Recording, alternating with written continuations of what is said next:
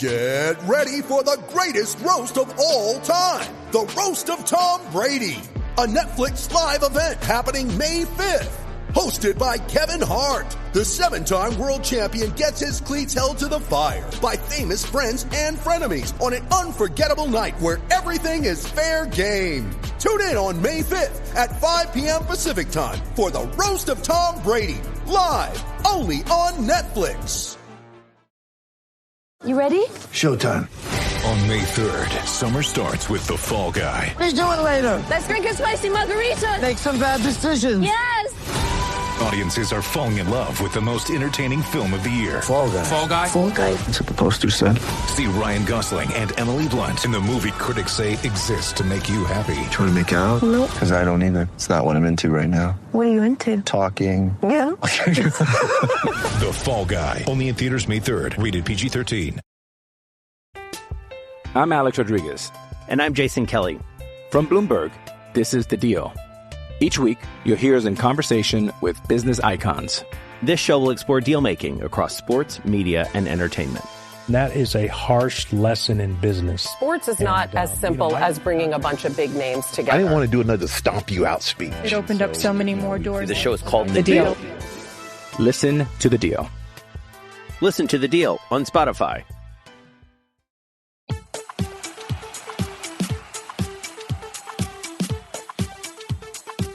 Hello and welcome to the 1865 match report. We look back here on Forest's 2-0 defeat at home to Manchester City on Sunday afternoon. A result which leaves Forest a point outside the relegation zone in 17th place with 3 games remaining. It was a game that Forest could have easily won against the reigning champions, and a match, as we'll go into, where Forest really did equip themselves very well. It's Steven here, and I've got Baz with me to look back over the game. And first of all, Baz, we'll have a look at the Forest team news, because Nuno made some changes in personnel and to the formation as well. So I was a little bit surprised, to be honest. He went with a back 5 with Willy Bolly coming in. Which meant that it was Reina, wasn't it, that dropped out? He dropped out, yeah. Yep, and Dominguez wasn't even on the bench with Elanga coming in as well. And when I looked at it, I was like, that's quite a bold thing to do because it's going to leave us very, very weak in the middle of the park. But it kind of worked. And I was quite impressed. We sort of ended up playing more as like a 5-4-1 rather than having 3 up front, but it did kind of work, yeah. And their midfield didn't really take hold until the second half. It felt like a tactical move that worked on the day as well. It seemed to restrict City to trying to force the ball out wide, make it hard for them to play through the middle, and it gave Forest the opportunity as well to be more threatening on attack. And the likes of Aina and Williams in particular down the right had really good opportunities to get forward and support. Yeah, I think it worked. I mean, Aina was outstanding against Kyle Walker's not slow, but he was just left for dust quite a few times because they like to push up the wings themselves quite a lot, and we just exploited the space behind them. Aina and Hudson-Odoi in particular found a lot of space down that side. And Aina was involved right from the start. He had a run down the left-hand side, cross to the far post, and it was Nico Williams coming onto it. His shot was charged down, and straight away, I think that just got the crowd going a little bit, and just thinking, oh, okay, that's a good start, and Forest might have some joy here. I think the Premier League anthem got the crowd going from the start. That's true, yeah. Very different reasons, but that was quite something.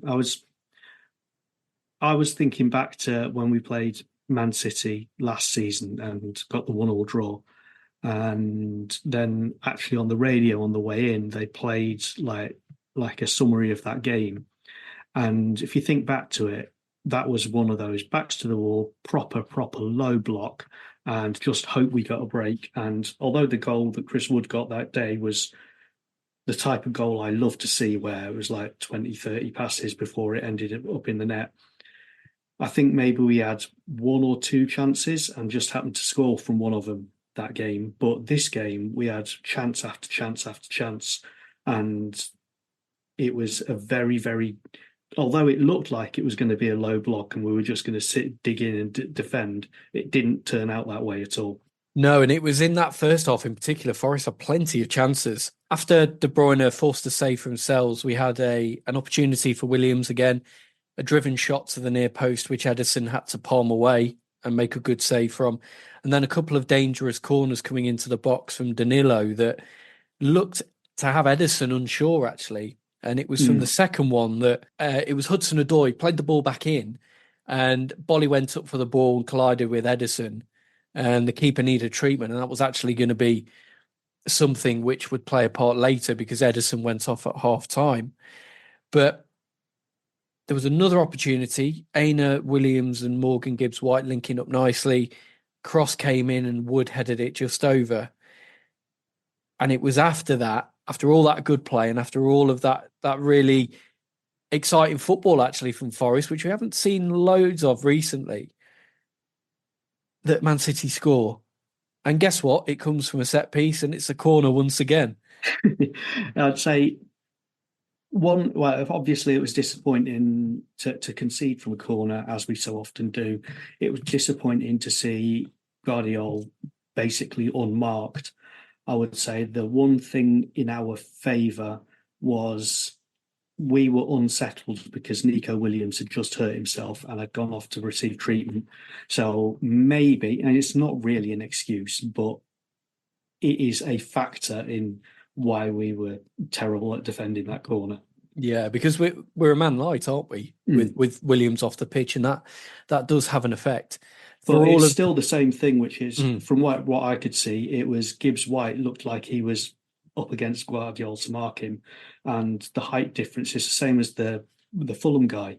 It's like Gibbs-White put Gibbs-White up against the tallest guy on the pitch, and for a high corner, it's not gonna really work out. No, and where the ball eventually ends up is in front of Murillo, but he's not reacted quick enough, or he's not seen Gvardiol coming. So Gvardiol beats him to the ball and gets that header in at the near post. I don't know if that's a sort of a flaw in the zonal marking there, that Murillo should have been reading that coming in. But again, you point to the fact, and rightly so, that Gvardiol's completely unmarked, so somebody's got to be going with him all the way, surely, and make life difficult. You do ask the question: is like there was no one on that near post, and is that where Williams would have been? Because he'd have been able to come across, and like Murillo was kind of moving the wrong way to be able to stop it, whereas Williams would have been coming in the right way. But ultimately, it's another set piece conceded. Yeah, and they have been. Having said that, though, I was quite pleased that the team didn't look downhearted, and actually, if anything, we looked as good after they scored. Yeah, and that was the big thing. Heads didn't drop, did they? And Forest made a change, so Montiel came on to replace Nico Williams and just slotted in straight on the right-hand side of the five-man defence at wing-back. And a couple of minutes later, Forest had a really nice move put together. Ball was knocked down the left wing for Callum Hudson-Odoi. Couple of patient passes, got the ball to the right-hand side for Montiel. He's in the box, crosses low to Chris Wood, but he can't get his feet right, scuffs the finish, and the goal was gaping. Any decent connection on that, and it's 1-1. It was so close. At the time, I mean, I couldn't even see what had happened. There was just like a sea of bodies in front of me. All I could see was that it had just gone. But having seen a replay of it, it looks like it's just a little bit behind him, and so he gets caught under his feet a little bit. But I was just immediately thinking, if this had been before that miss at Spurs, that would have gone in. But after that miss at Spurs, it's like he's lost his little Midas touch there. Yeah, and it's not the first opportunity in this game that he misses like that, as we'll look at in a bit. But before the break, Forest went close again from another corner. This time swung in near post. Ederson punches it, but it drops to Murillo. He sort of flashes a leg at the ball, and in doing so, with an instinctive effort, just gets the ball just over the bar. It's really not far away at all. Had that gone in, I think it would have been deserved. And would have been a nice bit of instinctive play from Murillo.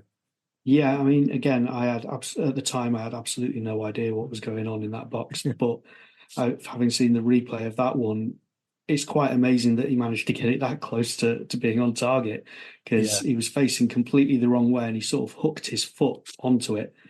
And if it just 6 inches further down, and that would have been a fantastic way to end the half, because we'd have thoroughly deserved it. I think we had more chances. We put Manchester City under much more pressure, and they didn't really look that threatening for the first half.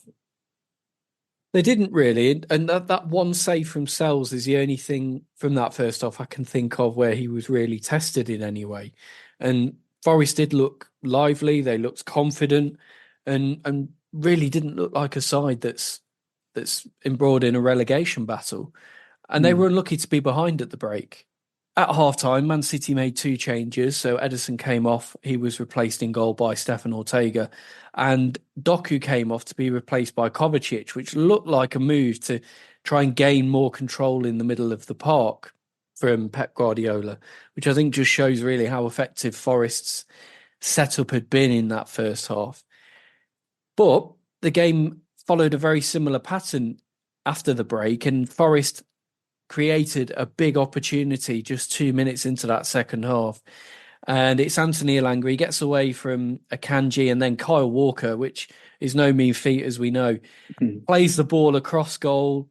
Chris Wood's there, tap in again, but it's a tame effort and it's blocked. You had a better vantage point of this one because this is right in front of where you sit. This is your penalty box, if you like.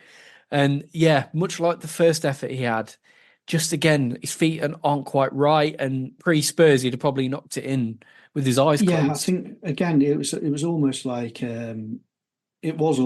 he was concentrating on getting it on target, so he didn't get the power into it, which he would have done normally, or something like that. But it was just not enough power. So I think it was Gvardiol that came back and just knocked it off him. Yeah, as the shot went in, but. Again, an absolutely brilliant chance, and 2 weeks ago we would have put that away. And Forest, again, we're looking dangerous in this half. Elanga was played in by a long ball over the top.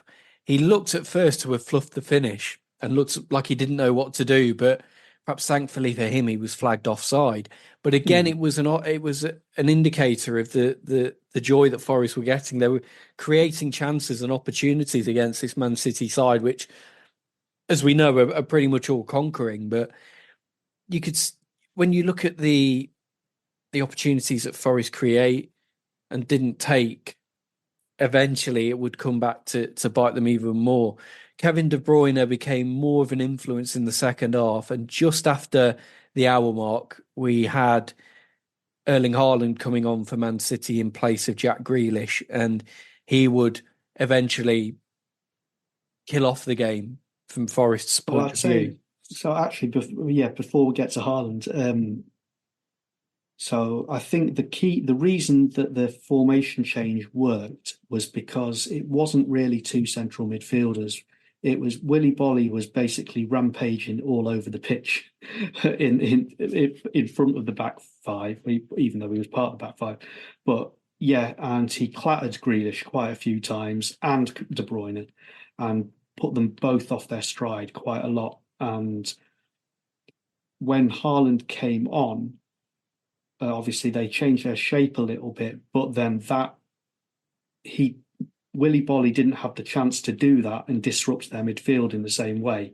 And I don't know if that's just because everyone was scared of him, and therefore we had to make sure that we kept him marked and you couldn't just charge upfield. But it even before he scored, Haaland coming on seemed to change the dynamics of the game quite a bit. Yeah, and it did give, like you say, gave Forest something to worry about, a completely different threat. And City started to get a bit more control of the game. There were a few incidents with Murillo where he was having to get some last-ditch tackles in to win the ball and nip in ahead of City players. And I think it was one with De Bruyne where it looks like he then comes away with some kind of strain. Yeah, and he sort of goes down, and He was basically sat on the floor, rubbing his leg, and everyone looked a little bit concerned. And there has to be a part of me that's thinking maybe we should have subbed him straight away. Yeah. And I know it happens to Murillo quite a bit, where he seems, because he makes these last-ditch tackles and has to suddenly accelerate in order to be able to get there, he quite often sort of ends up looking a little bit hurt, and then he seems to run it off. So I can understand why the sub wasn't made, but I would say City scoring is because he was injured. Yeah, and let's talk through that goal then. And it was Kevin De Bruyne who had the ball in the middle of the park. He then plays the ball to Haaland, who's sort of the right-hand side of the Forest penalty area. He picks the ball up. He runs at Murillo. Murillo's backtracking and trying to block the route to goal. Haaland shifts it to his right-hand side and then shoots across cells low into the far corner.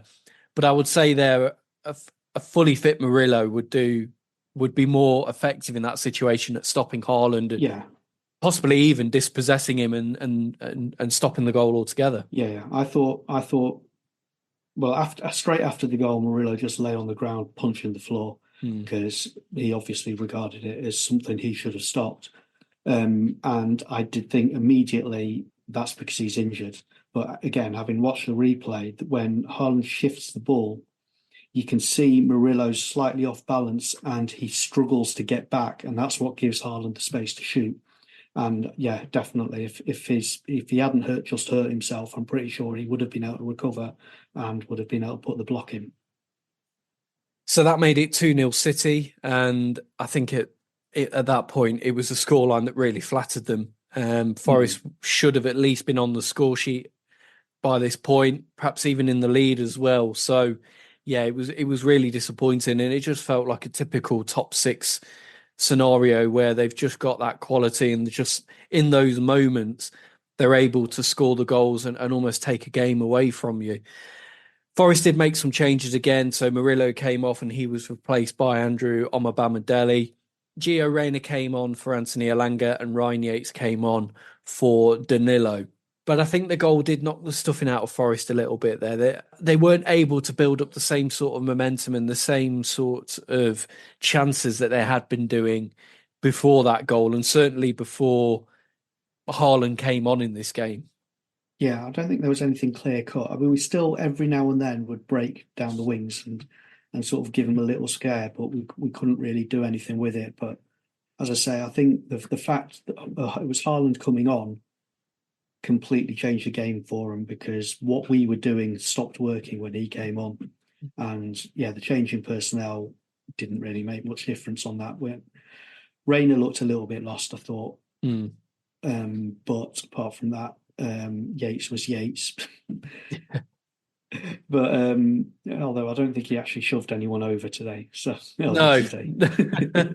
And actually, on the subject of things being a bit different, we didn't have any complaints about the refereeing or VAR or anything like that, which made a change. It was actually just a good game of football, and even though the result didn't go to plan, it was a more enjoyable watch, wasn't it?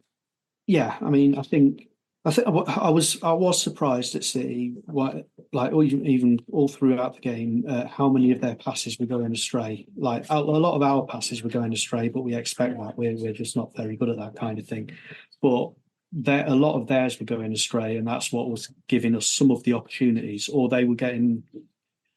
I said right at the start of the game, there was a point where a couple of our players sort of dawdled on the ball and then got pressed off it and then lost it. And I said to the bloke next to me, it's like, we can't expect to play at that kind of pace. But we stepped it up and did all right. But also when we pressed them, they were getting the ball taken off them. And you don't see that very often with Man City players. They're the kind of players who can hold the ball and keep it under pressure. And they were just squandering possession, which is very, very unusual for them. So seeing that kind of effort and that kind of performance, I think, it made it enjoyable. It's one of the few enjoyable games I've been to this season. Yeah, and it was good to see Forest going toe-to-toe with one of the best sides in Europe. And actually, these are the kind of games you come into the Premier League for. I know this season has been a slog, and we've all thought that, and it's not been as enjoyable as last season. Some of the novelty's worn off, and then there's been issues on and off the pitch which have made it a much tougher season to endure. But when you get a game like this, where you are playing the best team in the country on your own pitch and you're giving them a good game, it does just make you feel a bit more positive about the club and about being in the Premier League. You just want to win these games as well. That'd be nice. Yeah. Especially when you deserve something out of it. Yeah, exactly. Just to wrap up then, so Sangare came on for Bolly with about 5 or 6 minutes left. Bolly had a good game, and it was good to see him back in. I think it was only his second start of 2024, but you can see Forest miss him when he's not in the team. Callum Hudson-Odoi had one final opportunity for Forest. He cut inside from the left and bent a shot deep towards the far corner, which Ortega did well to claw away and stop going in the back of the net. But the game ended 2-0 to City. And whilst the result was disappointing from Forest's point of view, and obviously doesn't help them in the relegation battle, the performance should give plenty of optimism and positivity going into those last 3 games against Sheffield United, Chelsea and Burnley. Just to say, Tom, it was either Tom or Adam said in the group chat yesterday, if we play like that against Sheffield United, we'll absolutely batter them. But I'm so convinced we're going to lose because all the fates are against us on that one. That's talk about famous last words, eh? That's tempting fate. If you think that they've got no pressure on them, they absolutely detest us, and they've got a load of ex-Forest players with a point to prove. So I can't see us winning that one. What could possibly go wrong? Let's just hear now the opposition view on this game. It's over to Man City fan Mike Passaris. Hi guys, Mike the Man City fan here. Look, I can't really complain with the result. Obviously happy that we won, and the results, especially for us at this stage of the season and a lot of other teams, is all that really matters. However, from a performance perspective for us, I don't think it was really a vintage performance. I think we actually struggled, especially in the early stages. 2-0 on paper does look like a professional performance, but I don't think it was really a fair reflection on Forest's efforts. I'm sure you probably agree that Forest will rue those missed chances, especially early in the game.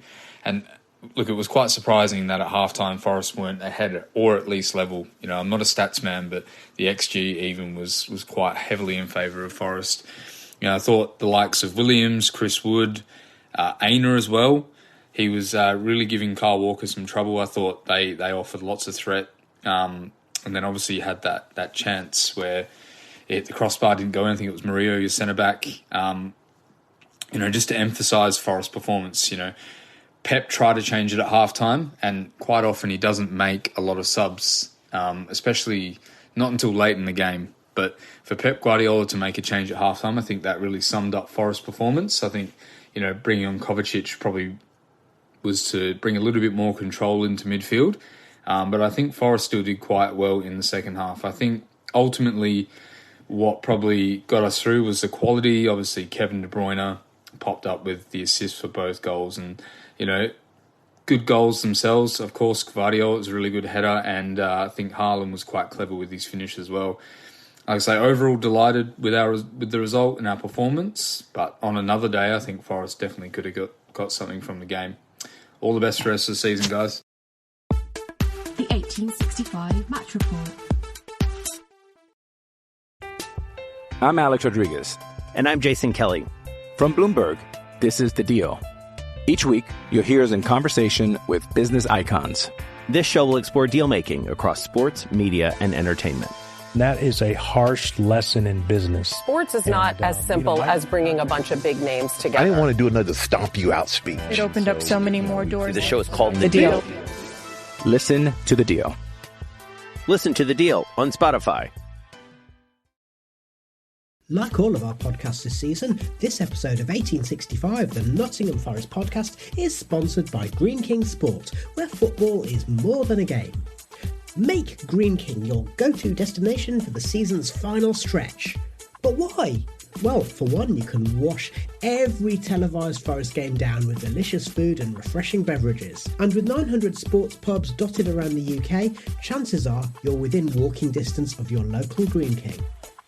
Let's be honest, watching football is way better with friends and family, so get the squad together for every televised Premier League fixture in an atmosphere worth sharing.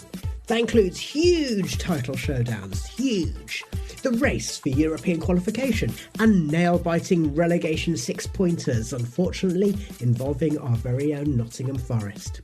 Don't forget to download the Green King Sport app to enjoy exclusive competitions and discounts whenever there's a game on. Now it's back to your podcast. You're listening to 1865, the Nottingham Forest podcast. Thanks, Mike. So we were just talking there before we heard from Mike about the next game for Forest, which is Sheffield United away. Going into that game then, Baz, would you want to see Nuno go with that same setup that he did against Man City? It was almost his old way of playing at Wolves with that back three, wing backs, and two in midfield, three up front. It seemed to get the best out of the Forest players, and they really responded to that change in formation. It did. I haven't seen Sheffield United since Wilder came back in, so I'm assuming they still play with the back three. So I don't know if that might just cancel each other out. I think that, as I say, the reason it worked is because, like, I thought our midfield's going to be a little bit lightweight because Danilo likes to burst off and move out of position, and Gibbs-White isn't generally known as a central midfielder. I've always thought he'd be able to do the job because he's got that work rate. But yeah, I was expecting both of them to end up getting caught upfield quite a bit. And the reason it worked was because Bolly stepped forwards and took charge of the situation, which is kind of what you want your senior experienced pro to do. It's whether he's fit or not, because I'm not really convinced that, apart from maybe Felipe, but Felipe hasn't got the legs for it, that we've got another centre-half that can do that job and fill in when the midfield looks a bit light. Yeah, I think the only other player I think who I could see doing that is Murillo. I think he'd be comfortable bringing the ball out of defence and stepping into midfield. But yeah, it's that lack of experience with him that will obviously come with time. But it'd probably be a big ask to try and ask him to do that at this stage in his career and in the middle of a relegation battle as well. But I look at that and think maybe Nuno's found his best formation, and just picking on some of the individual performances as well. Ola Aina played particularly well and was a threat down the left-hand side. There was one run he went on where he left Carl Walker for dust, which not many players are able to do. The entire length of the pitch, and just kept going and going. He was really good, and I think he's cemented his place in the team certainly for the rest of the season. Danilo looked good, particularly in the first half. He was using the ball well and looking to, when he had it, progress it out to the wings quickly and sort of keep it moving at a good speed and not play too much sort of side to side and back. I think he faded a little bit. I think maybe he was very high energy throughout the game, and I think towards the sort of middle of the second half, especially after Man City made the change, he got a little bit lost and got a little bit rushed with what he was doing. So, but then, yeah, you kind of expect that. You can't play at that sort of pace necessarily and at 100% for an entire game. But yeah, he did do well. And I thought Morgan Gibbs-White actually did very well in that central midfield role as well. Yeah, playing deeper. But as you say, that work rate and the fact that he always wants to be on the ball as well, he wants to take responsibility for it, probably works well in that kind of position. I think one of the problems we've had over the last few weeks is everyone knows about him, and so he's got marked out of the game, either like actually having someone on him, marking him, or two people on him, or they've got in front of him so that he can't receive the ball in the first place. And having him in that deeper position means that he's actually involved a lot more. And seeing as quite often a lot of what he does is run from deep anyway, it kind of works for him. I think when you look at that setup of the team, it seemed to bring out the best in everybody. We touched on Willy Bolly and how well he performed. Hopefully him going off is just precautionary and he can be back in for Sheffield United. And just looking ahead to that game, yes, all the ingredients are there for Sheffield United to play without pressure and suddenly remember to be a decent football team again. And much like how Forest used to do when Forest were relegated in the 90s in the Premier League, they suddenly started playing. I always think of that season under Ron Atkinson when I think they beat Sheffield Wednesday, they beat Leicester on the final day, and then I think they sent Blackburn down with them as well, didn't they? At Ewood Park. Or even more recently, it's like when Martin O'Neill was in charge and we missed the playoffs and suddenly the pressure was off and João Carvalho just produced the performance of the season because it didn't matter. Yeah, and there's always that danger when you come up against somebody like Sheffield United. I think people are still talking about that Carvalho performance now, but enough about that. So the potential is there for this to be a very difficult game for Forest. I mean, they've conceded goals for fun, Sheffield United, so you hope that Forest are going to get opportunities at Bramall Lane. But the key thing is they've got to take them when they come along. Because on paper, the last 3 games from Forest's point of view, if you offered them to them and said you've got to get points from those games to stay up, you'd probably take Sheffield United, Chelsea and Burnley. It's just a wider context around what's been happening, like Sheffield United's relegation, like Forest's struggles from set pieces that could make them really vulnerable. And obviously Burnley are on a bit of a run at the moment and they've pulled themselves closer to Forest to a point where they could send Forest down on the final day and save themselves. Yeah, or they could be down by then and they could do a Sheffield United on this. Yeah. But would you say then, looking at Sheffield United, would you go with the same lineup and approach it like Forest did against Man City? If we've got the personnel, because again we've got the worry over Nico Williams. I think Montiel didn't do badly, and he was better in possession than Williams. But Williams offers that swashbuckling attack that I think, especially against Sheffield United, would work really, really well because they get themselves in such a defensive mess, and they prefer to go forwards. So. And obviously the big question marks over whether Murillo's going to be okay because, again, that back 3 is how you're going to fill it. The Bolly's imposing, but Omobamidele, while he's very, very good, he's also inexperienced and he doesn't have the physical presence that Murillo has, and that sort of which I think makes a big difference. Yeah, and I think just having some stability in that back line is vital for Forest. They haven't really had it all season. So, yeah, you don't want to now see the likes of Murillo and Bolly back out of the team with just a couple of games to go. The other thing to factor in this week as well is that Forest will hear the result of their appeal against the 4-point deduction for breaching the Premier League's profit and sustainability rules. We'll find out if Forest are given any points back this week and whether that will help them in the quest to avoid relegation. So you've got that hanging over the club as well. But if they can get a few points back, it'd give them a big boost, wouldn't it? Just going into that game at Sheffield United. It would do. I think, yeah, if we do, I can't see it happening myself, but if we did get even 2 points back, that'd be such a big deal, given where we are at the moment in comparison to Luton. And we'll wait and see what happens with that this week. Thanks, Baz. We'll leave the match report there.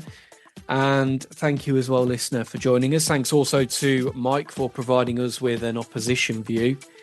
And we will, of course, be with you later in the week with our Friday 5. And by then, we'll have probably found out the result of that appeal from Forest and what that will mean for the rest of the season. And beyond that, we will have our match report after the Sheffield United game, so make sure you join us for that one also. Thanks again for listening, and until next time, see you later.